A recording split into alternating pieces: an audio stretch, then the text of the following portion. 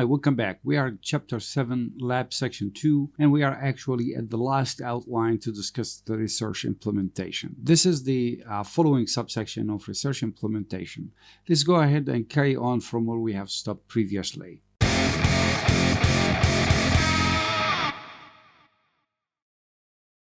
As we have said earlier on, the implementation of the research is going to be on two stages. So this is the first stage, the actual work flow of the stage one. First of all, you have to understand that after we spoke with the management, we know that there is a period of 10 weeks to deliver one subject. And as we have planned earlier on, we know that we have two trainers, that is Mr. A and Miss B, and each one of them have two groups. So I think the previous one was quite clear. So this is Mr. A, and these are the two groups that belong to him, Miss B, and these are her two groups as the subject. And we know that instrument A is for the groups, instrument C for the subject, and instrument B for the trainers. Now, I assume the outcome from each instrument is data here, and the outcome of instrument C, data and data. So we have data actually in week 0. Because we have just started. Now, just to break down this, we know that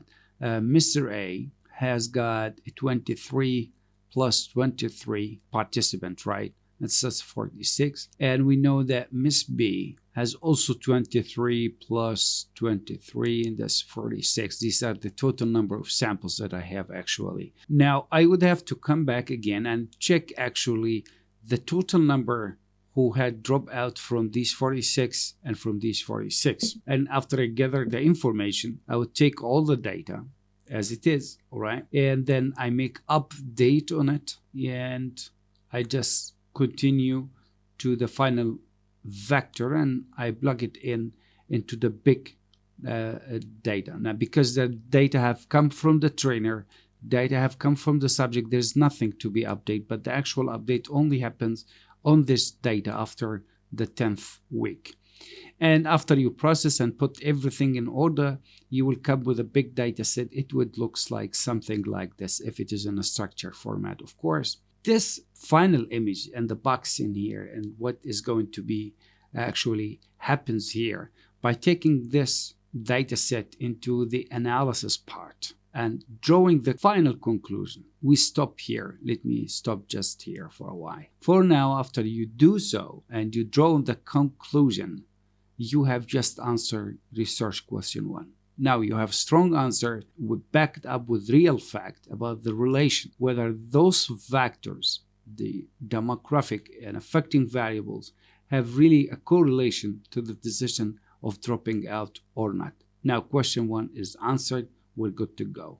I will take this conclusion and I will put it into some method of employing the machine learning and artificial intelligence available algorithm to create a predictive models, which is going to predict actual decision of this learner before he would actually participate in a class. So based on this conclusion that I have found, I'm able now to answer the second research question. That means to provide number of variables. I would say those variables are there.